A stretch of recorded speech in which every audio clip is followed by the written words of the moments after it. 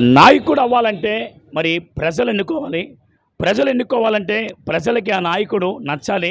నచ్చాలంటే ఈ నాయకుడు అవ్వాలనుకున్న వ్యక్తి మరి ఆ ప్రజలతో మమేకమైపోవాలి, ప్రజల్లో కలవాలి, ప్రజలతో పాటే ఉండాలి, ప్రజలతో పాటే జీవనం సాగించాలి. ఎందుకనంటే కష్టం వచ్చిందంటే మా అన్నున్నాడు, కష్టం వచ్చిందంటే మా తమ్ముడున్నాడు, కష్టం వచ్చిందంటే మా నాయకురాలు ఉన్నారు అన్న ఆలోచన అంటే వెళ్ళిపోయే స్థితిలో ఈరోజు ఆ నాయకుడు అవ్వాలనే వ్యక్తి కానీ పనిచేసినట్లయితే ముందు ఆ గ్రామం, ముందు దానికంటే ముందు ఆ ఇల్లు, దానికంటే తర్వాత ఆ యొక్క వార్డు, ఆ తర్వాత అక్కడి నుంచి పోతే మరి అక్కడ నియోజకవర్గం, ఇంకా అక్కడి నుంచి పోతే ఆ జిల్లా, అక్కడి నుంచి పోతే రాష్ట్రం, అక్కడి నుంచి పోతే ఆ యొక్క దేశమే పట్టం కడుతుంది. అయితే అలాంటి పట్టం కట్టే రోజుల్లో ఈరోజు మరి ప్రత్యేకంగా 2024 మరి నిన్న అనగా మే 13 జరిగిన ఎలక్షన్లకు ముందు ఎవరైతే నామినేషన్లు వేశారో ఇటు ఎంపీలుగా అటు ఎమ్మెల్యేలుగా అనేక మంది దగ్గర సుమారు 30 పైచీలకు మంది మరి ఎంపీలుగా మరి విశాఖపట్నంలో మరి బేక్ చేసుకొని వేయడం జరిగింది.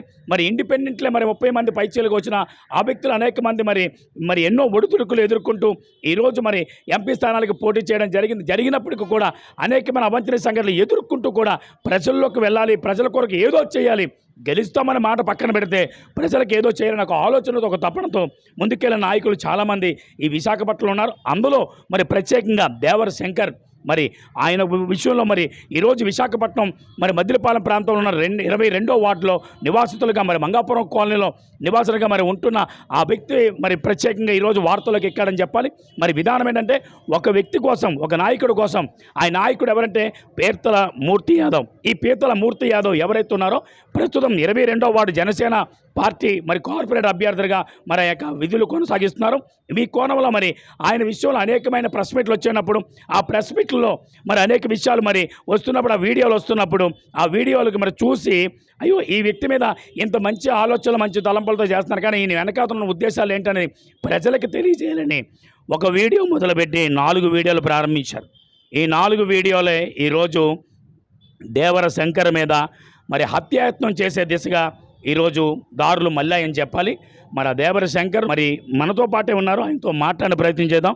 శంకర్ గారు చెప్పండి, అసలు విశాఖపట్నంలో మొదటి ఏం జరుగుతుంది, అసలు ప్రత్యేకంగా మీ మీద దాడి జరగడానికి అంటే ఏ కారణాలు వెనుక్కున్నాయి, అసలు ఎక్కడ మరి ఫాల్ట్ అయ్యింది, అసలు మీరు మీ ప్రత్యర్థులకి ఏ విధమైన అంటే ఇబ్బందులు కలగజేశారు? సార్ ఇప్పుడు ఏంటంటే నేను 22వ వార్డులో పుట్టి పెరిగింది ఇక్కడే నేను. అయితే ఈరోజు కేవలం నా దగ్గర డబ్బు లేదని నేను ఇలా జనాల కోసం పోరాడితే కరెక్ట్ కాదు, నేను ప్రశ్నించడం కరెక్ట్ కాదు అనే ఉద్దేశంతో ఈరోజు నా మీద దాడి జరిగింది. అసలు ఫస్ట్ ఆఫ్ ఆల్ ఏంటంటే ఈ 22వ వార్డు కార్పొరేటర్ పీతల మూర్తి యాదవ్ అనేవారు ఎప్పటి నుంచో చాలా అంటే చాలా అన్యాయాలు, అక్రమాలు చాలా చేస్తూనే ఉన్నారు. కానీ ఆ విషయంలో నేను ఎప్పుడు జోక్యం చేసుకోలేదు. ఎందుకు జోక్యం చేసుకోలేదంటే అతను చేసింది నిజమా అబద్ధమా అనేది మనం తెలిసే వరకు మనం మాట్లాడకూడదు. ఒక పర్సన్ మీద మనం నిందేసే ముందు అతను అది చేసాడో లేదో కనుక్కొనే మనం మాట్లాడాలి. నిజంగా అతను తప్పు చేశాడంటే ఖచ్చితంగా నేను ప్రశ్నిస్తాను. కానీ ఈరోజు కూడా నేను ఏ రోజు ఆ విషయంలో స్పందించలేదు. కానీ ఈరోజు ఏంటంటే ఈ పోలింగ్ ముందునే నాకు కొన్ని ఆర్టికల్స్ దొరికాయి అతని మీద. ఈ ఆర్టికల్స్ అన్నీ ఏంటంటే అతను చేసే ఈ పబ్లిసిటీ కార్పొరేటర్ రాసలీలలు, ఈ పబ్లిసిటీ కార్పొరేట్ సెటిల్మెంట్లు, దందాలు, ప్రతి దగ్గర బ్లాక్మెయిల్ చేస్తూ డబ్బులు తింటున్నాడని చెప్పేసి ఇలా ప్రతి ఒక్కరు చెప్పారు. ఈరోజు అలాగా చేస్తున్నారని చెప్పి ఆర్టికల్ చూసి నేను ఫేస్బుక్లో ఒక పోస్ట్ అనేది పెట్టడం జరిగింది. ఆ పోస్ట్ కూడా ఎప్పుడంటే పోలింగ్ అయ్యే ముందు పెడితే కరెక్ట్ కాదు, పోలింగ్ అయిన తర్వాత పెడదామని చెప్పేసి నేను ఆఫ్టర్ పోలింగ్ తర్వాత మాత్రమే నేను అది ఫేస్బుక్లో పోస్ట్ అనేది పెట్టాను. ఆ ఫేస్బుక్లో పోస్ట్ కూడా ఏంటంటే ఆర్టికల్స్లో ఇలాగ వస్తుంది, అది లోకల్ న్యూస్, ఇది సిటీ న్యూస్లో, స్టేట్ న్యూస్లో, వాటిలో ఎందుకు రావట్లేదు, ప్రతి ఒక్కరు దీన్ని ఎందుకు క్వశ్చన్ చేయట్లేదు అని చెప్పేసి మాత్రమే అతను అన్నాను. ఏ ఒక్క మాట కూడా నేను తప్పుగా మాట్లాడలేదు, ప్రశ్నించడం మాత్రమే జరిగింది. ఇలా ప్రశ్నిస్తూ ఉండగా వాళ్ళెవరినో అంటే ఇప్పుడు అతను అనుచరుల్ని ఒక 3 వ్యక్తుల్ని నన్ను చంపేయమని చెప్పి మా ఇంటి మీదకి దాడి చేయించారు. ఆ దాడి చేయించినప్పుడు వాళ్ళు ఫస్ట్ ఆఫ్ ఆల్ వచ్చినప్పుడు కూడా నాకు ఫోన్ చేశారు. ఆ ఫోన్ చేసినప్పుడు ఎవరా ఏంటని నేను బాల్కనీలోకి వెళ్ళి ఫోను లిఫ్ట్ చేసేసరికి ఇలా బయటికి రా అని చెప్పి 3 వ్యక్తులు పిలిచారు. ఆ 3 వ్యక్తులు నేనేంటంటే ఒకరు బోగా రవిశంకర్, 2 కొయ్య రామకృష్ణ, 3 స్వామి, బొలగాని ఆనంద్ అతని పేరు, స్వామి అని అంటూ ఉంటారు. అయితే వీళ్ళు 3 నన్ను చంపడానికి వచ్చారు. ఎవరు పీతలమూర్తి అనే పర్సన్ చంపమంటే వీళ్ళు నన్ను చంపడానికి వచ్చారు. అది కూడా పీతలమూర్తి బండి వేసుకొనే వచ్చారు. అది కరెక్ట్గా సీసీ ఫుటేజ్లో పడింది కూడా. అయితే వీళ్ళు వచ్చి నన్ను ఏంటి వీడియోలు చేస్తున్నావు, నీకు ఎంపీగా చేసే దమ్ముందా, నీ బ్రతికెంత, నువ్వెంత అని అడుగుతున్నప్పుడు నేను వాళ్ళకి నవ్వుతూ సమాధానం ఇచ్చాను. ప్రజల కోసం మాత్రమే కదా నేను ప్రశ్నించాను, ఇంకేం తప్పుగా అతని కోసం మాట్లాడాను అని అడిగేసరికి వాళ్ళు నా మీద మ్యాన్ హ్యాండ్లింగ్ చేశారు. ఈ మ్యాన్ హ్యాండ్లింగ్ చేస్తున్న సిచ్యువేషన్లో నా సెల్ఫ్ డిఫెన్స్కి నేను వాళ్ళ మీద రివర్స్ అవ్వడం వల్ల ఈలోపు అక్కడే ఉన్న మటన్ షాపులో కత్తిని తీసి ఆ కత్తితో నాతో ఆ కత్తి ఇలా లాగబోతుంటే ఆ మటన్ షాప్ ఆయన ఆ కత్తిని లాగేశారు. ఈలోపు అక్కడే ఉన్న బకెట్తో నన్ను ఇలా కొట్టబోతుంటే సడన్గా ఒక్కసారిగా కాలనీ వాసులు అందరూ వచ్చి నన్ను కాపాడి అక్కడ నుంచి తీసుకెళ్ళిపోయారు. అయితే వెళ్ళే ముందు కూడా ఇక్కడ ఎక్కువ మంది అయిపోయారు, కాలనీ వాసులు అందరూ వచ్చారని చెప్పి ఆ ముగ్గురు వ్యక్తులు వెళ్ళే ముందు మా అమ్మగారితో రాత్రికి 100 మంది మేము దిగుతాం, 100 మందితో నిన్ను చంపేస్తాం అని చెప్పి మా అమ్మగారికి బెదిరించి మమ్మల్ని బెదిరించి అక్కడ నుండి వెళ్ళిపోయారు. అదే సమయంలో నాకు సెల్ఫ్ ప్రొటెక్షన్ కోసం నేను ఎమర్జెన్సీ కాల్ డయల్ చేశాను 100కి. ఆ 100కి ఫోన్ చేసినప్పుడు వాళ్ళు రెస్పాండ్ అయ్యి ఒక నెంబర్ ఇచ్చారు. ఆ నెంబర్ నేను కాల్ చేస్తే నెంబర్ ఎప్పుడైతే పనిచేయలేదో వెంటనే నేను ఎంబీపీ పోలీస్ స్టేషన్కి వెళ్ళి వాళ్ళ ముగ్గురు మీద, పీతలమూర్తి మీద, మొత్తం 4 మీద కంప్లైంట్ పెట్టాం. ఈ కంప్లైంట్ పెట్టినప్పుడు వాళ్ళు వెంటనే పోలీసుని మా ఇంటి ఏరియాకి పంపించి ఆ ఏరియాలో ఆ సీసీ ఫుటేజ్ ఎవిడెన్స్ తీసుకొని ఆ సీసీ ఫుటేజ్ ఎవిడెన్స్లో వాళ్ళే తప్పు చేశారు, నీదేం తప్పు లేదని మొత్తం అక్కడ ఏం జరిగిందో ప్రతిదీ తీసుకొని పోలీస్ స్టేషన్లో సీఏ గారికి అప్పచెప్పారు. ఆ సీఏ గారికి అప్పచెప్పిన తర్వాత అతను రాత్రి 11 వరకు మమ్మల్ని స్టేషన్లో ఉంచి ఎఫ్ఐఆర్ ఫైల్ చేసాం. 324 సెక్షన్ అనేది పెట్టాము. సో ఏంటంటే ఈ 324 సెక్షన్ వల్ల వాళ్ళకి శిక్ష పడుతుంది అని చెప్పేసి అనగానే ఈ 324 సెక్షన్ అనేది దేనికి పనిచేయని సెక్షన్. ఈ సెక్షన్ అనేది వాళ్ళు చేసే పనికి ఆ సెక్షన్కి అసలు సంబంధం లేదు. వాళ్ళు చేసిన దానికి అయితే సెక్షన్లు ఇలా కాదు, వాళ్ళు చేసింది అటెంప్ట్ మర్డర్. ఈ అటెంప్ట్ మర్డర్కి 324కి సంబంధం ఏంటి? ఈ 324 పెట్టడం వల్ల నాకు వాళ్ళు ఇచ్చిన ఎఫ్ఐఆర్ ఫైల్ మీద సంతకం పెట్టమంటే దాన్ని నేను యాక్సెప్ట్ చేయలేదు. ఈ 324 సెక్షన్ ఎలాగే వేస్తారండి అని చెప్పి సీఏ గారికి, ఎస్ఐ గారికి క్వశ్చన్ చేశాను. క్వశ్చన్ చేసిన ఇది ఎక్కడ నీకు దెబ్బలు తగలలేదు, నీకు కత్తులతో రాలేదు, అలాంటిది అది ఇది అని చెప్పేసి నన్ను కాంప్రమైజ్ చేయడానికి సీఏ, ఎస్ఐ ట్రై చేశారు. అదే సమయంలో నేను సంతకం పెట్టకుండా వచ్చేసాను. అదే సమయంలో ఆ పోలీసు వారి ఆధ్వర్యంలోనే నేను కేజెస్కి వెళ్ళి ట్రీట్మెంట్ చేయించుకున్నాను. అప్పుడు మరుసటి రోజు నేను వెళ్ళి సిపి ఆఫీస్కి అలా నేను లెటర్ అనేది, కంప్లైంట్ అనేది పెట్టడం జరిగింది. ఈ రోజుకి నాకు ఎవరు రెస్పాండ్ అవ్వలే. అయితే కేవలం ఇప్పుడు కామన్ మ్యాన్కి అలాగ ఇంటి మీదకి దాడి చేశారంటే అది ఖచ్చితంగా ఎంపీ క్యాండిడేట్ మీద ఏదైనా ఎలక్షన్ కోడ్ ఉన్న సమయంలో ఎలక్టర్ గారు మాకు ఏం చెప్పారంటే చిన్న ఇష్యూ అయినా పెద్ద ఇష్యూ అయినా ఈ ఎలక్షన్ కోడ్లో ఎవరు గొడవలు చేసినా మీరు చేసినా స్పష్టంగా చెప్పారు. కానీ ఈ రోజుకి కూడా ఇంత అటెంప్ట్ మర్డర్ పీతలమూర్తి పంపిస్తే వచ్చి చంపడానికి వచ్చారని తెలిసినా సరే ఒక్కరికి పీతలమూర్తి యాదవ్ ఫోన్లు చేసి లంచాలు ఇచ్చి ప్రతి ఒక్కరు నేను ఎక్కడికి వెళ్తే అక్కడ అందరిని ఆపించి ఖచ్చితంగా వెళ్తాను, వెళ్ళి నా సమస్యను అనేది క్లియర్ చేసుకుంటాను. నేను న్యాయం ఎస్సే కాదు ఎవరైనా సరే అసలు కనీసం పట్టించుకోపోనా నేను ఎలక్షన్ కమిషన్కి న్యాయం చేయలేదని అడుగుతాను. ఈరోజు పీతలమూర్తి అతను శాలరీ 8,000, కానీ అతను ఈరోజు ప్రతిరోజు ప్రెస్ మీట్ పెట్టి లాడీ తప్పు చేశాడు.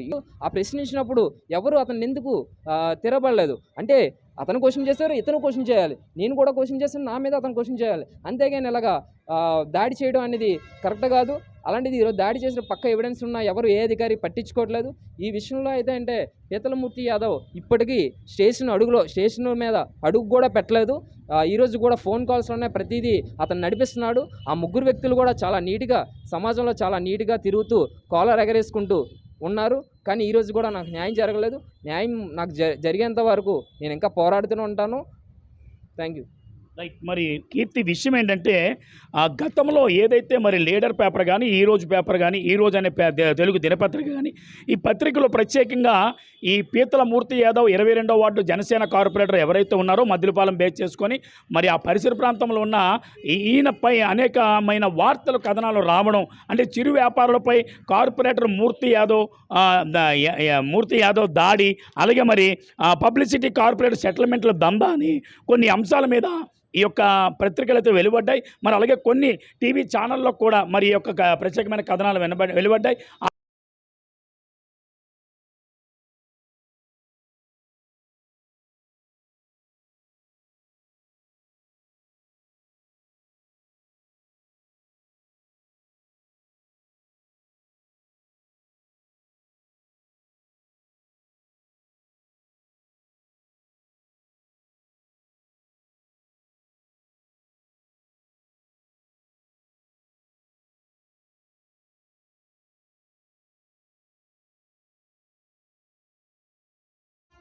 ఇతను సొంత డెసిషన్తో తీసుకొని అవి తీయించారు. ఆ తీయించిన సిచ్యువేషన్లో కూడా ఇతను అలా తీయించారు.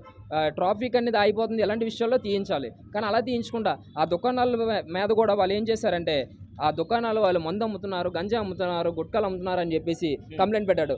ఎందుకు అంత అబద్ధంగా కంప్లైంట్ పెట్టాల్సిన అవసరం వచ్చింది? దుకాణాలు తీయాలనుకుంటే తీయించవచ్చు, అది నీ సొంత ఆలోచనవనే లేదంటే జీవీఎంసీ కమిషనర్ చెప్పారనే ఏ విషయంలో అయినా నోటీసులు చూపించి ఆ దుకాణాలు తీసి, ఒకవేళ ఖచ్చితంగా అక్కడ నుంచి నోటీసులు చూపించి తీయించిన టోటల్ ఇండియా మొత్తం మీద ఉన్న రోడ్ల మీద షాపులన్నీ తీయాలి.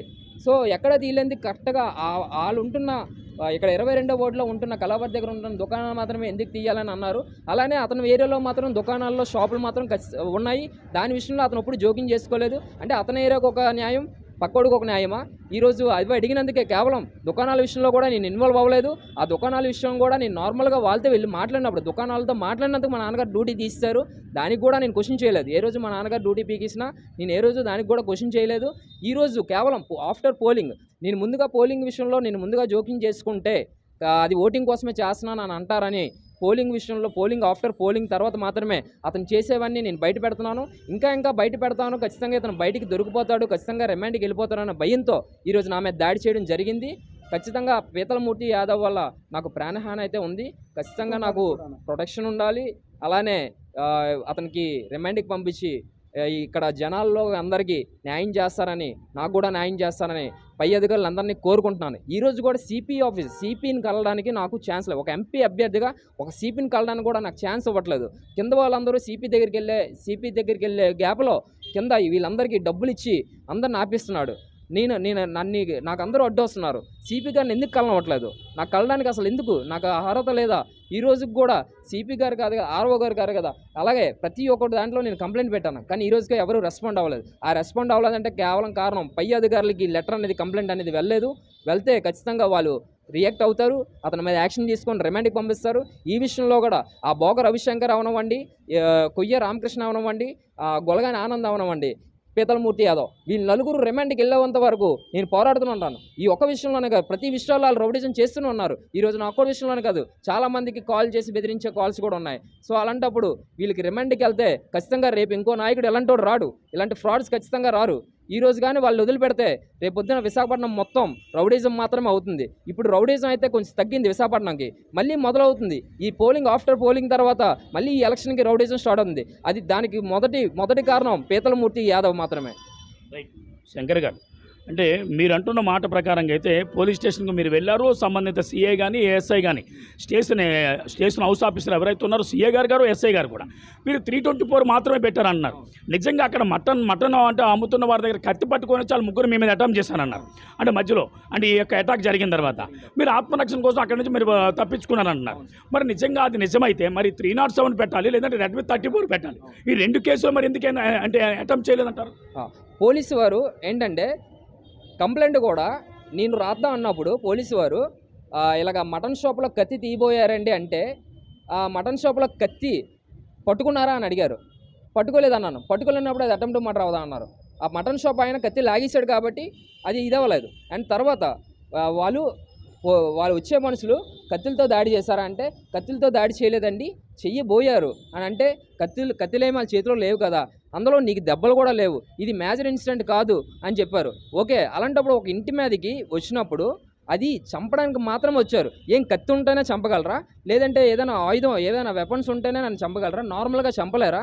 సో ఈరోజు చంపడానికి మాత్రమే అలా తెగించి ఒక ఎంపీ అభ్యర్థి మీదకి ఇలా వచ్చారు అంటే ఈరోజు ఎంపీ అభ్యర్థి మీదకి ఇలా వచ్చారంటే కేవలం కారణం ఇది పెద్ద ఇష్యూ అవుతుందని తెలిసిన వచ్చారంటే నన్ను కేవలం చంపేదామనే, నార్మల్గా అయితే కాదు. అండ్ అలానే వాళ్ళు చేసే పని ప్రతిదీ ఇలాగ రౌడీజంగానే జరుగుతుంది. ఎవరు అడగట్లేదు, నేను అడిగాను కాబట్టి నా మీద దాడి చేశారు. ఇంక అంతమించలేదు. నేను ప్రశ్నిస్తున్నాను, అతనికి ఎవరు ఎదురెళ్ళా, నేను ఎదురెళ్ళాను. దానివల్ల అంటే పోలీసులు కేసుని పక్కతో పట్టిస్తున్నారు అంటారా? పోలీసులు ఖచ్చితంగా పక్కతో పట్టిస్తున్నారు. ఎందుకంటే ఎవిడెన్స్ కోసం వచ్చిన పోలీసు అక్కడ ఏం జరిగిందో అందరినీ కనుక్కున్నారు. దుకాణం షాప్లో ఇలాగ కత్తి తీశారని కూడా చుట్టుపక్కల వాళ్ళు అందరూ చెప్పారు. ఇప్పుడు నేనంటే చెప్పకూడదు, చుట్టుపక్కల వాళ్ళు అందరూ చెప్పారు. అండ్ సీసీ ఫుటేజ్లో అంత క్లారిటీగా ఉంది.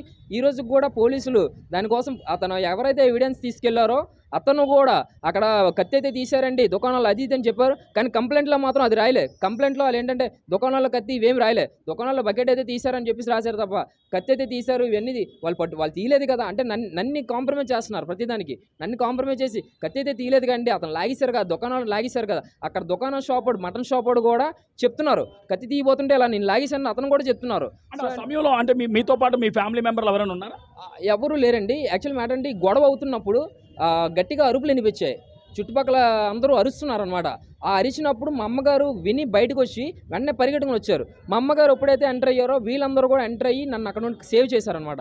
అక్కడ కాలనీ వాసులు నిజంగా ఆ లేడీస్ ఎవరైతే ఉన్నారో, ఆ స్త్రీలు ఎవరైతే ఉన్నారో నన్ను ఈరోజు లేకపోతే ఈరోజు నేను చనిపోవాలి. నిజంగా చనిపోయి ఉంటే ఇది రేపటికల్లా చల్లారిపోద్ది. మళ్ళీ పీతలమూర్తి యాదవ్ అన్నారు ఇలాగా శంకర్ అనే పర్సన్ ఇంకోటి వస్తే వాడిని కూడా అదే చేస్తారు. ఈరోజు ఒక ఎంపీ అభ్యర్థికి ఇలా చేశారంటే వాళ్ళు ఖచ్చితంగా ఇలాగ అవుతుందని, వాళ్ళు రిమాండ్కి వెళ్తారని తెలిసినా కూడా వచ్చారంటే కేవలం అది నన్ను చంపడానికి మాత్రమే. చంపడానికి వచ్చారు కాబట్టి ఇది ఇంతవరకు వచ్చింది. కానీ నేను నా సెల్ఫ్ డిఫెన్స్కి నేను కాపాడుకున్నాను కాబట్టి, నేను అక్కడ ధైర్యంగా నించున్నాను కాబట్టి ఈరోజు నేను బతికాను. లేదంటే నేను ఖచ్చితంగా చంపేస్తాను. నా ప్లేస్లో వేరే ఉంటే ఖచ్చితంగా చనిపోతాడు. అంటే ఇలా ఎలక్షన్ టైంలో ఇలాంటివి జరుగుతాయి. కామన్గా ఇప్పుడు మాచర్లో జరుగుతున్న సంఘటన మీకు తెలిసే ఉంటుంది. మరి మాచర్లో పిన్నెల మీద ఏదైతే జరిగిందో, పిన్నెల లోపలికి వెళ్ళడం, ఏవిఎంలు పగలగొట్టడం అన్నీ జరుగుతున్నాయి. వాటి మీద ఈసీ గారు వెంటనే యాక్షన్ తీసుకున్నారు. మరి మీ సమస్యను ఈసీ గారు వెనక్కి అంటే యాక్షన్ తీసుకున్నారా లేదా? విశాఖపట్నంలో ఏం జరుగుతుందంటే ఇది ఈసీ వరకు వెళ్ళలేదు. ఈసీ వరకు వెళ్ళి ఉంటే ఇది ఇంతవరకు రాదు. ఈసీ వరకు వెళ్ళలేదు అసలు. అలాగని సిపి ఆఫీసులో కూడా సిపి గారికి కూడా వెళ్ళలేదు. కింద ఉన్న ఎవరైతే కింద ఉన్నారో అధికారులు వాళ్ళందరికీ ఇతను డబ్బులు కొడుతున్నారు. అలానే ఇతను కొన్ని లక్షలు ఇసిరేసాడని ఇప్పటికీ మాకు వార్త అందిస్తూ వస్తుంది. కొన్ని లక్షలు ఇసిరాలండి ఈ గొడవలో, అతను బయటకు వచ్చేస్తున్నారని. ఈ నిజంగా నేను పెట్టిన ప్రతి లెటర్ కంప్లైంట్ పై దగ్గరికి వెళ్ళి ఉంటే ఇంతవరకు ఇది రాదు. ఇది నేను ప్రెస్ మీట్లో కూడా కూర్చోను. ఇదేంటంటే ఖచ్చితంగా అతను డబ్బులు ఇచ్చి కింద వాళ్ళందరినీ ఆపుతున్నారు. ఖచ్చితంగా ఎవరైతే డబ్బులు తీసుకున్నారో వాళ్ళందరూ ఖచ్చితంగా ఈ విషయంలో కానీ దొరికారంటే సస్పెండ్ అయిపోతారు. వాళ్ళు కూడా ఏంటంటే నేను రిక్వెస్ట్ చేసింది ఏంటంటే అతను చేసింది పీతలమూర్తి యాదవ్ అనే చేసిన పర్సన్ చాలా తప్పు చేశాడు. ఆ తప్పుకు మీరు డబ్బులు తీసుకొని అతనికి సపోర్ట్ చేయకండి. ఎందుకంటే మీ డ్యూటీలు ఇలాంటివన్నీ మీరే ప్రాబ్లంలో పడతారు. ఎందుకంటే ఇది నేను ఎంతవరకైనా తీసుకువెళ్తాను. పై అధికారులకి నేను పెట్టిన కంప్లైంట్ని మీరు వాళ్ళకి అందజేస్తారని నేను మిమ్మల్ని కోరుకుంటున్నాను, రిక్వెస్ట్ చేస్తున్నాను. మరి కీర్తి మరి వీరితో పాటు మరి తన తల్లి, అంటే ఆ సమయంలో మరి తన తల్లి ఉన్నాడు, ఒక సేపు అయిందని చెప్పాలి. ఆ సమయంలో తన తల్లి ఉన్నారు, తల్లితో కూడా మాట్లాడిన ప్రయత్నం చేద్దామని చెప్పండి. అంటే ఆ సమయంలో మీ అబ్బాయి మీదకి ఎంతమంది వచ్చారు, ఏంటి అసలు వాళ్ళు ఏమైనా మారణాయుధాలు పట్టుకొని వచ్చారా, లేదంటే అప్పటికప్పుడు ఏమైనా మారణాయుధాలు అక్కడ సెట్ చేసుకున్నారా? ఆ టైంలో మీ స్పందన ఏంటి? వాళ్ళు వచ్చి ఫోన్ చేశారు, బయట నుండి ఫోన్ చేశారు. ఫోన్ చేస్తే ఈ అబ్బాయి వెళ్ళాడు బయటికి. ఎవరు ఫోన్ చేశారు? వాళ్ళు గొలగాను స్వామి, ఈ అబ్బాయి స్నానం చేస్తున్నారు, నేను ఇంట్లో వంట చేసుకుంటున్నాను. మళ్ళీ వచ్చారు, మళ్ళీ రింగ్ అయింది ఫోను. మళ్ళీ అబ్బాయి ఎత్తిన తర్వాత బయటికి వెళ్ళారు గమ్ముని. ఎవరు చేసి ఈ అబ్బాయిని పట్టుకొని కొట్టేస్తున్నారు. అందరూ అరిశారు. అరగానే నేను బయటకు పరిగెట్టి వెళ్ళి అందరమే అడ్డుకున్నాం. అంటే ఈ అరుపులు విని ఏం జరుగుతుందో చూడడానికి మీరు వెళ్ళారు? ఎవరని పరిగెట్టాను నేను, ఈ అబ్బాయిని అనుకోలేదు, ఎవరని నేను పరిగెట్టాను. పరిగెట్టిలోపు ఈ అబ్బాయిని కొట్టేస్తున్నారు. కొట్టిలోపు మటన్ షాప్లో కత్తి తీశారు. కత్తి తీసి ఆ వెనక్కి మటన్ షాప్ ఆయన నాగిస్తారు. ఆ తర్వాత అందరూ అడ్డుకున్నారు. అడ్డుకున్న తర్వాత వెంటనే మళ్ళీ పీతలమూర్తి బండి మీద వెళ్ళిపోయారు. అంటే పీతలమూర్తి యాదవ్ గారికి మీకు ఏమైనా ముందు ఏమైనా కక్షలు ఉన్నాయి? ఏమి అలాంటివి ఏమి లేవండి. అలాంటివి అతనికి మాకు ఎప్పుడు అటువంటి ఏమీ లేనప్పుడు ఒక ఎంపీగా నిలబడుతున్న వ్యక్తి, అయ్యో మా ఏరియాలో ఉన్న వ్యక్తి కదా, మా ముందున్న వ్యక్తి పోనీ ఎదుగుతున్నాడు, ఏదో ఆలోచన చేస్తున్నాడు, మంచిదే చేయనని చెప్పి ఎంకరేజ్ చేయాలి. అలాంటిది చేయకపోయేగా మరి ఇతని మీదకు ముగ్గురు వ్యక్తులు పంపడానికి కారణం? అదే కారణం ఏంటంటే ఈ అబ్బాయి అన్ని క్వశ్చన్లు ఎదిరిచ్చాడని. అతనైతే అందరి మీద క్వశ్చన్లు వేయొచ్చు. తెల్లవారులు అయితే ప్రెస్ మీట్లు పెట్టించి అందరి మీద క్వశ్చన్ వేసి అందరి మీద కేసులు అతను దాడి చేసి పంపించారు. అతని మీద ఎంపీపీ సత్యనారాయణ గారి మీద కేసు వేశారు. అతను అలాగే అతని మీద దాడి చేసి పంపించినంత అవసరం ఏంటి వచ్చింది అంటే అతనికి ఎవరు ఎదురులేరా? ఇది పవన్ కళ్యాణ్ వారికి వెళ్తుందే అంటున్నారు. మరి పవన్ కళ్యాణ్ గారు వింటున్నారో వినలేదో, ఇలాంటి అతనికి కార్పొరేటర్ సీట్ ఇచ్చి 22వ వార్డులో మొత్తం ఎంక్వైరీ ఏడు చేస్తున్నాడు అనేది 22వ వార్డులో ఎంక్వైరీ చేయమనండి పవన్ కళ్యాణ్ గారిని వచ్చి. చేస్తే అతనికి ఆ జనసేన పార్టీ అతను అలా ఏడు చేస్తాడు తెలుస్తుంది. అప్పుడు 22వ వార్డులోనూ ఏడు చేస్తాను తెలీదు. ఇప్పుడుకి వచ్చి మేము పోలీస్ స్టేషన్కి వెళ్ళాము. 11 వరకు కూర్చోబెట్టారు. సిఓ ఎస్ఏ కూర్చోబెట్టి మాకు బొజ్జగించి మీకు మర్యాద చేస్తాము, వాళ్ళ కింద కూర్చోబెట్టాము, మీకే అంతా న్యాయం మీలోనే ఉన్నది, వాళ్ళకి ఏమి న్యాయం లేదు, మీకు సంతకం పెట్టి వెళ్ళిపోండి, సంతకం పెట్టి వెళ్ళిపోండి. ఆ సమయంలో ఒకవేళ ఈయన మీదకి వచ్చిన వ్యక్తులు ఒకవేళ ఈయన అనుకోకుండా ఈయన కొట్టడం, ఆ దెబ్బలకి ఏమైనా ఒకవేళ అయిపోతే పరిస్థితి? అదే పరిస్థితి ఏంటి, నేనే నష్టపోవాలి. అప్పుడు నా కొడుకు నేను నష్టపోవాలి. నష్టపోవాలి. ఒక భర్త భార్యలు దెబ్బలాడుకుంటే అప్పుడు అలా కదమ్మా, అప్పుడు ఈ స్టేషన్ వారు చేసిన బొజ్జగింపులు పనిచేస్తాయా? అవి పనిచేయవు కదా. అప్పుడు నేనే నష్టపోవాలి ఆ కొడుక్కి. పోలీసు వాళ్ళు ఏంటంటే ఓ భర్త భార్యలు కానీ దెబ్బలాడుకుంటే భర్తను తీసుకెళ్ళిపోయి 2 కుమ్మేస్తాను. అతను తీసుకెళ్ళిపోయి రేపు వాళ్ళు కలడం మానేరు, కలుస్తారు, కానీ వాళ్ళని ఎట్టుకెళ్ళి కుమ్మేస్తాంటారు. కానీ ఇంత పని చేసిన వాళ్ళు ఎందుకు తీసుకెళ్ళలేదు అంటే డబ్బుకి ఆశపడిపోయా. మాకిద్దరిని 2 పోలీసులు మా ఇంటికాడ ఇట్టారు, అటోకల్ని ఇటోకల్ని. దేనికైనా ఇట్టారు మాకు. వాళ్ళు అక్కడ తిప్పుతాండ్రు, రోడ్డు మీద తిప్పుతాండ్రు వాళ్ళని. మా ముందర కాళ్ళు గారేసుకొని మాకేం పోలీసులు పెట్టారు. తెల్లవారి గొలగాని స్వామి నేను వెళ్ళిపోతుంటే వీళ్ళేం చేస్తారు, అద్దెకున్నోళ్ళు వీళ్ళేం చేస్తారు, మేము ఇలాగే తిరుగుతాం, మేము వీళ్ళు ఏం చేయగలరు, మమ్మల్ని ఏమి చేయలేకపోయారు అని చెప్పి నాకు వెళ్ళిపోతుంటే నా దగ్గరికి, మీరు దేనికి మాకు ఇక్కడ ఉన్నారండి కాపలా, మీరు ఉండరు, ఒక్కరోజు కూడా వాళ్ళ స్టేషన్లో మీరు తీసుకెళ్ళలేదు పెట్టలేదు, వెళ్ళిపోండి అని తెల్లవారు నేను పంపించానండి పోలీసు వాళ్ళు. మాకు ఎందుకండి సెక్రటరీ వాళ్ళ తిప్పి రోడ్డు మీద కాలర్ ఎగరేసుకొని వాళ్ళ తిప్పి అంటే రేపు ఏదైనా పైకి వస్తే వాళ్ళకి ఇద్దరు సెక్రటరీని ఇచ్చాం ఇంటి దగ్గర అని పోలీసులు తప్పించుకోవడానికి పోలీసులు మాకు వద్దని మాకు పంపిస్తాం. ఇప్పుడు వరకు ఈ ముగ్గురు మీద అరెస్ట్ వారెంట్ కానీ లేదంటే రిమైండ్ పంపడం కానీ లేదా ఎఫ్ఐఆర్ చేయడం కానీ ఏమైనా చేశారా? ఏటి చేయలేదు, మమ్మల్ని కాంప్రమైజ్ అయిపోమంటారు. చిన్న కేసు పెట్టి కాంప్రమైజ్ అయిపోయాం అంతే. వాళ్ళకి నంచం పడిపోయింది అక్కడ, మీ నంచం ఇవ్వడానికి మాకు అక్కడ లేదు, అక్కడ నంచం పీతలమూర్తి వేసేస్తున్నాడు అక్కడ, ఆ నంచం వల్ల వాళ్ళు అటు పడిపోతున్నారు.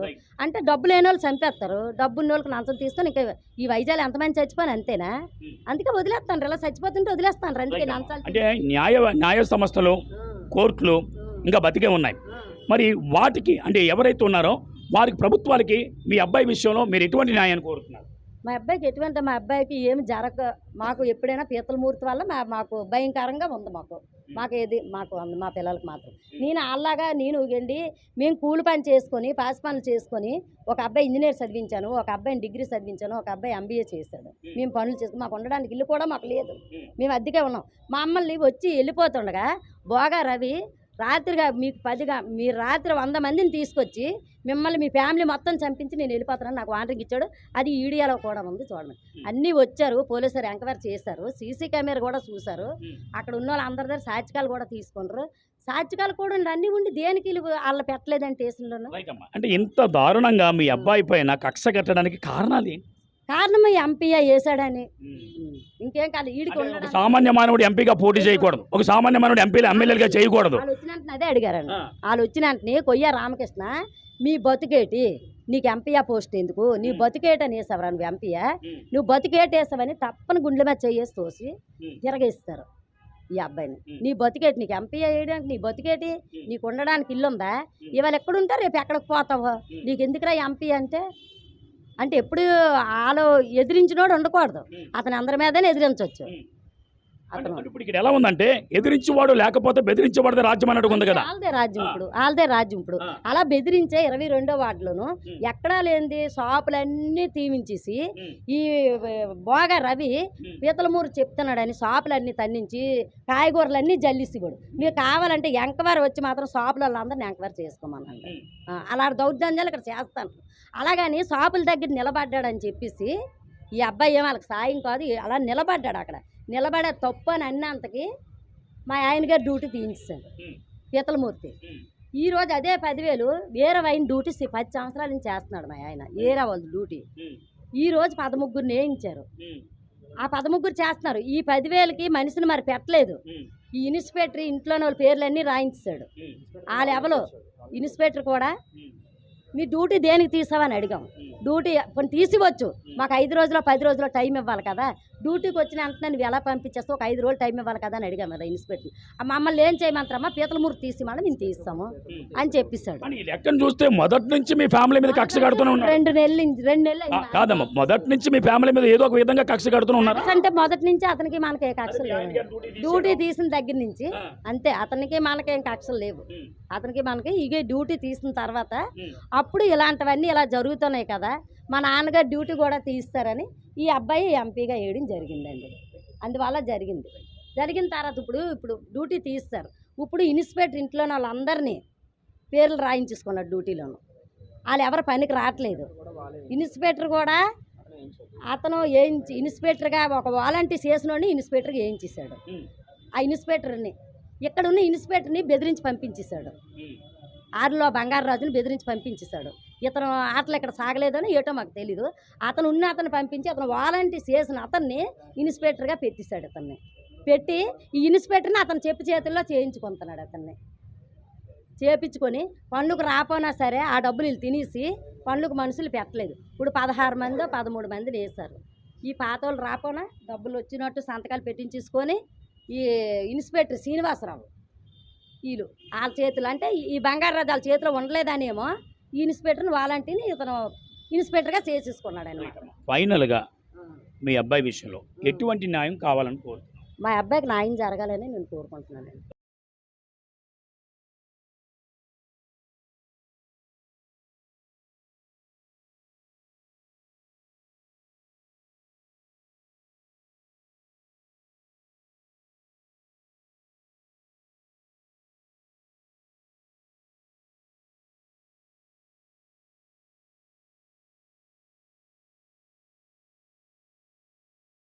మా అబ్బాయికి న్యాయం జరగాల. ప్యాన్ బాగు మా ఐదురికి మా ప్యాన్ బాయ్ మాత్రం పీతలమూర్తి వాళ్ళు ఉందని నేను, ఎందుకంటే ఇంత కక్షగా దేనికి మమ్మల్ని చేస్తున్నాడు అసలు? మేము ఏడు చేస్తామని మమ్మల్ని ఇంత కక్ష. సుమారు 33 మంది మరి అటు అధికార పార్టీ, ప్రతిపక్ష పార్టీ, అలాగే మరి ఇండిపెండెంట్లుగా ఎంపీలుగా నిలబడిన ఈ యొక్క విధానం ఏదైతే ఉందో ఈరోజు విశాఖపట్నంలో, మరి ఆ ఎంపీగా నిలబడిన తనతో పాటు ఎవరైతే మరి దేవర శంకర్తో పాటు నిలబడిన మరి వాసుపల్లి సురేష్ ఎంపీ క్యాండిడేట్, మరి ఇండిపెండెంట్ క్యాండిడేట్ మనతో పాటు ఉన్నారు. ఆయనతో కూడా మాట్లాడే ప్రయత్నం చేద్దాం. సార్ చెప్పండి, అంటే గతంలో ఏదైతే మూర్తి యాదవ్ గారు మరి చాలా చోట్ల మరి ప్రెస్ మీట్లు ఇవ్వడం, అటు ప్రాజెక్ట్ డైరెక్టర్ జీబీఎంసీ పీడీ గారి మీద కానీ, మరి అలాగే మరి అక్కడున్న కింద స్థాయిలో ఉన్న జోన్ కమిషనర్ల మీద కానీ, ఏడీసీల మీద కానీ, అలాగే కలెక్టర్ల మీద కానీ, అలాగే ఎంఈబీ సత్యనారాయణ మరి ఏవైతే మరి క్రైస్తవ భూముల మరి ఆపరించుకొని కట్టుకున్నారన్న పేరు మీద చాలా వరకు మరి పత్రికలో రావడం జరిగింది. మరి అంటే ఒక జనసేన నాయకుడు ఈరోజు ప్రజల పక్షం నిలబడవలసిన వ్యక్తి ఈరోజు మరి ఈ యొక్క ఎవరైతే శంకర్ ఉన్నారో, దేవర శంకర్ మీతో పాటు ఎంపీ క్యాండిడేట్, మరి ఆయన మీద మరి 3 వ్యక్తులు పంపడం, దీన్ని ఎలా చూడొచ్చు? ఈరోజు దేవర శంకర్ మీద జరిగినది 100% అది తప్పుగా భావిస్తూ ఆ యొక్క సంఘటనని నేను మీడియా రూపంగా ఖండిస్తున్నాను. మొదటి, ఈ మూర్తి యాదవ్ అనే వ్యక్తి పురాతన నుండి మేము వెళ్తే అసలు మేము కాంగ్రెస్ పార్టీలో ఉండే రోజుల్లోని ఈ అబ్బాయి ఎవరో మాకు తెలియదు. 2008, 2009 నుండి కాంగ్రెస్ పార్టీకి వచ్చిన ఈ మూర్తి యాదవ్ ఆ రోజే కాంగ్రెస్ పార్టీలోనే చిన్న చోట నాయకుడిగా ఉండి యువజన కాంగ్రెస్గా అప్పటి నుండే కొద్దిగా బ్లాక్మెయిల్ చేసే రోజుల్లోని ఈ మూర్తి యాదవ్ అనే వ్యక్తి సిద్ధహస్తుడు. మెహర్బాన్ కోసం మనుషుల దగ్గర, పెద్ద పెద్ద బడా వ్యక్తుల దగ్గర గుమస్తా ఉద్యోగాలు చేసుకొని అసిస్టెంట్స్గా ఉండి అలాగలాగా దినదినం పైకి వచ్చి ఈరోజు రియల్ ఎస్టేట్ కనుసన్నల్లోని త్రూలి వెళుతున్న వ్యక్తి ఇతను. ఈరోజు మా కంటెస్టెడ్ క్యాండిడేట్కి అన్నా నాకు ఈ విధంగా జరిగిందన్నా అంటే ఎవరు చేశారని అంటే ఆ రోజు ఇమీడియట్లోని రెస్పాండ్ అయ్యి ఇమీడియట్లోని తమ్ముడు మనం కంటెస్ట్ చేసాం, కలెక్టర్ గారికి లెటర్ పెడదాం. అసలు యాక్చువల్గా కోడ్ ఆఫ్ కాండక్ట్ ఉన్న తరుణంలోని ఒక క్యాండిడేట్ని ముట్టుకోవాలంటే భయపడాలి, ఒక క్యాండిడేట్ని ముట్టుకోవాలంటే భయపడాలి. అటువంటిది వాళ్ళ ఇంటికి నువ్వో ఇచ్చి నీ మనుషుల్లో పంపించి వాళ్ళ ఇంటి దగ్గర దాడులు చేసి అవసరమైతే ఆ కత్తి లక్కగా తమ్ముడు బతికిపడ్డాడో తల్లి పుణ్యం వల్ల, తమ్ముడు చేసుకున్న పుణ్యం వల్ల, లేదంటే ఆ రోజు ఆ కత్తి కానీ తీసే మటన్ షాప్ దగ్గర కత్తి తీసి నరికేస్తే పరిస్థితి ఏంటి? ఇప్పుడు ఈ ఎలక్షన్ ఆగిపోతుంది, కోడికి ఉల్లంఘన అవుతుంది, ఇంకా పెద్ద కేసు అవుతుంది మూర్తి యాదవ్ మీద. అటువంటివి సంబంధిత అధికారులు అందరి దృష్టిలో తీసుకుని వెళ్ళడం జరిగింది. నేను తమ్ముడు దేవర శంకర్ కలెక్టర్ గారి దృష్టికి తీసుకుని వెళ్తే కలెక్టర్ గారు లేని పక్షంలోనే డిఆర్ఓ మోహన్ కుమార్ గారికి ఇచ్చాం. మోహన్ కుమార్ గారికి సీసీ ఫుటేజ్ కూడా చూపించాం. తను రెస్పాండ్ అయ్యారు, కలెక్టర్ గారు దృష్టిలో పెడతామన్నారు. ఆ తర్వాత పోలీస్ కమిషనర్ ఆఫీస్కి వెళ్ళాం. పోలీస్ కమిషనర్ ఆఫీస్కి వెళ్తే పోలీస్ కమిషనర్ గారు లేకపోయి జాయింట్ కమిషనర్ గారు ఉన్నారు. జాయింట్ కమిషనర్ గారు ఉంటే జాయింట్ కమిషనర్ గారికి ఇవ్వడానికి వెళ్తే ఏడీసీ స్పెషల్ ఏడీసీ వెంకట్రావు గారి దగ్గరికి వెళ్ళమంటే వెంకట్రావు గారి దగ్గరికి మొత్తం అన్ని విషయాలు చెప్పడం జరిగింది. సార్ ఈ విధంగా అన్యాయం జరిగింది, ఈ విధంగా థ్రెట్టింగ్ ఉంది, తమ్ముడికి నాతో పాటు పార్టిసిపేట్ చేసిన క్యాండిడేట్కి అన్యాయం జరుగుతుంది, ప్రాణహాని కూడా ఉంది, తనకి తన కుటుంబానికి రక్షణ కావాలని అడిగితే ఎక్కడ ఏపీఎస్ అనంటే ఎంఈపీ పోలీస్ స్టేషన్లో కంప్లైంట్ ఇవ్వడం జరిగింది. సార్ నువ్వు అర్జెంటుగా వెళ్ళి తమ్ముడు, వెళ్ళి బాబు, నేను సిఐ గారితో చెప్తాను. సిఐ గారితో మాట్లాడాను. సార్ ఇప్పుడు ఏం జరుగుతుందంటే అసలు యాక్చువల్గా 324 ఇంకా ఏ లాయర్లను అడగక్కర్లా, ఏ వ్యక్తులను అడగక్కర్లా, గూగుల్లో కొడితే చెప్పేస్తుంది 324 సెక్షన్ అంటే ఏంటి అనేది. 323 సెక్షన్ అంటే ఏంటన్నది చెప్తుంది, 354 సెక్షన్ అంటే ఏంటన్నది చెప్తుంది, 307 అంటే ఏంటి అన్నది సెక్షన్ చెప్తుంది. సంబంధాన్ని బట్టి సెక్షన్లు పడతాయి. అంతేగాని 324 ఏదో చిన్న చిన్న ఈదులోని చీచీపో కేకరించి ఉమ్మేసుకోవడం, కొట్లాట కొట్టుకొని పిట్టి కేసులు, 160 కేసులు, 320 పనికిరాని కేసులు, ఒక కంటెస్టెడ్ క్యాండిడేట్ మీద ఇంత హత్యా ప్రయత్నం జరుగుతూ ఉంటే ఈ యంత్రాంగం ఏం చూస్తుంది? ఈ యంత్రాంగం స్పందన లేదా? ఇప్పుడు నేను అడుగుతున్నాను ఈ యంత్రాంగానికి, రేపు 4వ తారీఖు జూన్ 4వ తారీఖుని 9 గంటలకు 9:30కి మీరు విశాఖపట్నం అల్లర్లు ఆఫ్ చేయగలరా నేను అడుగుతున్నాను. జూన్ 4 నుండి జూన్ 19వ తేదీ వరకు అల్లర్లు ఎంత జరుగుతాయి? మన బర్మా క్యాంపు జరిగిన సంఘటనలో మేము వెళ్ళాం, తమ్ముడు వెళ్ళాడు, నేను వాళ్ళు పరామర్శించాను. ఏటమ్మా సంఘటన అంటే ఇదంతా రాజకీయ పరంగా గొడవలే బాబు. అక్కడ పోలీస్ స్టేషన్లో చూస్తే ఇంటి గొడవలు ఇవన్నీ అన్నారు. అలాగే అక్కయ్యపాలెం దగ్గర కుటుంబాన్ని కొట్టారు, వాళ్ళని పరామర్శించాం. ఏంటమ్మా సంగతి అని అంటే ఏమీ లేదండి, మేము డబ్బులు తీసుకోమని చెప్పాము, మాకు అక్కర్లేదు, మేము డబ్బులు తీసుకుని ఓట్లు వేయమమ్మా, మేము మాకు నచ్చిన వాళ్ళకి ఓట్లు వేసుకుంటామంటే అక్కడ కూడా దాడులు జరిగాయి. ఈ విధంగా జరుగుతున్నప్పుడు చాలా బాధాకరంగా అనిపించింది. పరిస్థితులు ప్రభావితం అవుతుంటే రేపు ఇప్పుడే జరిగింది, భవిష్యత్తులోనే ఇంకా జరగబోతుంది. ఇవన్నీ నాకు తెలుసు ఎందుకు జరగబోతున్నా. ఆల్రెడీ ప్రధానమైన పార్టీలు దయచేసి పోలీస్ కమిషనర్ గారికి నేను విన్నవించుకుంటున్నాను, అయ్యా కలెక్టర్ గారికి మేము విన్నవించుకుంటున్నది, ప్రతి ఈ 2 పార్టీల దగ్గర వాళ్ళ అనుచరుల ఇంట్లోకి మీరు సోదా చేయండి. రేపు 4వ తారీఖు ఉదయం విశాఖపట్నం ధ్వంసం చేయడానికి ప్లాన్ ఆల్రెడీ అమల్లో ఉంది. 9:30-10 గంటల ప్రాంతంలోని ఎంతమంది హత్యలు చేస్తారు, ఎంతమంది మానవాలు పోతాయి, ఎంతమంది చచ్చిపోతారు, ఎన్ని ఆస్తులు ధ్వంసం అవుతాయో మీరు గ్రహించండి. మీకు నిఘా ఉందా? పెట్టండి. మాకు వచ్చిన సమాచారం ఆల్రెడీ ప్రతి ఇంట్లోని వాళ్ళ అంచుల ఇంట్లోని మారణాదాయాలు ఉన్నాయి, బాంబులు ఉన్నాయి, విశాఖపట్నం ధ్వంసం చేయడానికి. మరి ఎప్పుడు జరగలేని సంఘటన రేపు ఈ 2024 అసెంబ్లీ అండ్ పార్లమెంట్ ఎలక్షన్లను చూడబోతున్నాం కౌంటింగ్ రోజుని. చెప్పండి సార్. వినండి, ఇప్పుడు ప్రత్యేకంగా ఎవరైతే ఒక ఎంపీ కంటెస్ట్, ఇప్పుడు ఈ దేవర శంకర్ ప్రత్యేకంగా ఒక ఎంపీ క్యాండిడేట్ కంటెస్ట్ మీద జరిగిన ఈ యొక్క ఏదైతే మీరు దాడి అంటున్నారో ఈ దాడిని ఎలా చూడొచ్చు అంటారు? ఈ దాడి అంటే నేను వ్యక్తి రూపంగా అయితే నేను చూడదలుచుకోలేదు సార్, కానీ ఒక కుర్రాడు, ఒక మాకంటే చిన్నవాడు ఎదుగుతున్నాడు, అది మా కులపస్తుడు, సేమ్ కులం, యాదవ్ కులంలో ఉన్నటువంటి వాడు, వీడు ఎదగకూడదు, ప్రతిదీ ప్రశ్నిస్తుంటాడు, నేను చేసిన అక్రమాలను ప్రశ్నిస్తున్నాడు, వీడెవడు ప్రశ్నించడానికి? అటువంటి తరుణంలోని వీడు రాకూడదు.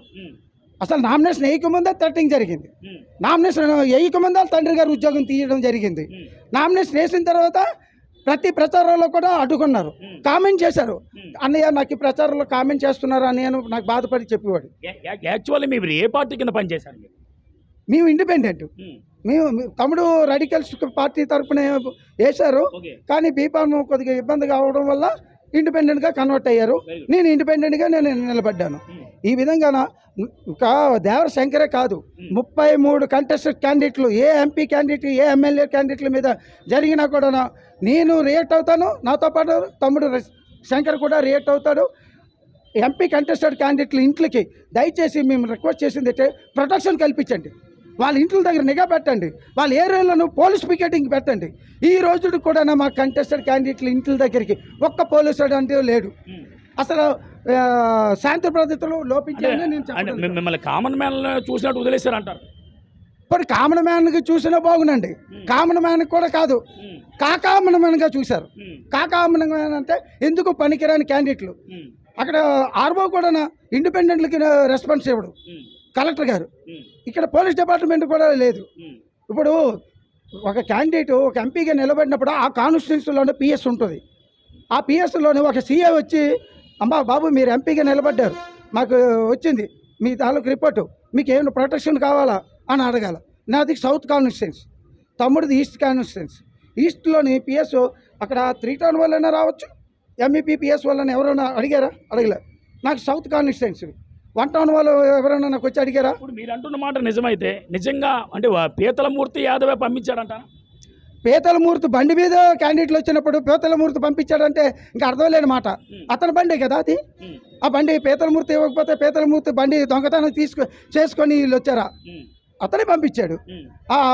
2-3 సార్లు క్యాండిడేట్ తమ్ముడి మీద అటాకులు కూడా చేయడం జరిగింది, చేత్తో గుద్దడం కూడా జరిగింది. రైట్ అండి. ఇప్పుడు జరిగిన సంఘటన విషయంలో ఎటువంటి న్యాయం చేస్తే అంటే ఈ యొక్క దేవర శంకర్ కానీ రేపు పొద్దున ఇంకా మిగతా ఎంపీ క్యాండిడేట్లు కానీ ఎవరైతే ఉన్నారో అంటే వీళ్ళందరూ రక్షణ పడతారు అంటే సేవ్ చేయబడతారు. ఇప్పుడు ఈరోజు దేవర శంకర్కి జరిగిన సంఘటన ఏ ఎంపీకి జరగకూడదు, కానీ ప్రతి ఒక్కరికి రక్షణ కావాలి, వాళ్ళ ఆస్తులు కాపాడాలి, వాళ్ళ కుటుంబానికి స్త్రీల మాన ప్రాణాలు కాపాడాలి. అంతేగాని మీరేం పీకుతారు, మీరేం చేస్తారంటే ఇప్పటి వరకు కోడ్ ఉంది కనుక నేను మాట్లాడదలుచుకోలేదు. ఏం పీకాలన్నది కోడ్ దాటిన తర్వాత పీకి చూపించేస్తాను. రైట్, ఇది మరి పరిస్థితి. అయితే మరి గతంలో జరిగిన ఏవైతే మరి పీతల మూర్తి యాదవ్ 22వ వార్డు జనసేన కార్పొరేటర్ ఉన్నారో మరి ఆయనపై వచ్చిన ఎలిగేషన్స్ ఏవైతే ఉన్నాయో అభియోగాలు ఏవైతే ఉన్నాయో మరి ఇటు పేపర్లో కానీ ఇటు ఎలక్ట్రానిక్ మీడియా కానీ అటు ప్రింట్ మీడియాలో కానీ వచ్చిన మరి అంశాలు ఏవైతే ఉన్నాయో ఆ కథనాలని మరి బేస్ చేసుకొని ఎవరైతే మరి దేవర శంకర్ ఉన్నారో తాను మరి అవి పోస్టులు పెట్టడం జరిగిందని, ఆ పోస్టుల కారణంగా ఈరోజు మమ్మల్ని కక్షగట్టి ఈరోజు నా తండ్రి ఉద్యోగం తీయించేశాడని, మరి నిన్నకాక మొన్న మరి రీసెంట్గా తన మనసులు పంపించి నా మీద మరి హత్యాయత్నం చేశాడని. అయితే ఈ విషయంలో మరి ఇటు పోలీస్ అధికారులు అటు మరి ఎలక్షన్ కమిషనర్ ఎవరైతే ఉన్నారో మరి ఎలక్షన్ కమిషనర్ అలాగే మరి నగర పోలీస్ కమిషనర్ కూడా యాక్షన్ తీసుకొని మరి మాకు రక్షణ కల్పించాలని వారు కోరుతున్నారు. వీడియో జర్నలిస్ట్ కీర్తితో సిటీవీ న్యూస్ వైజాగ్ వేణుగోపాల్.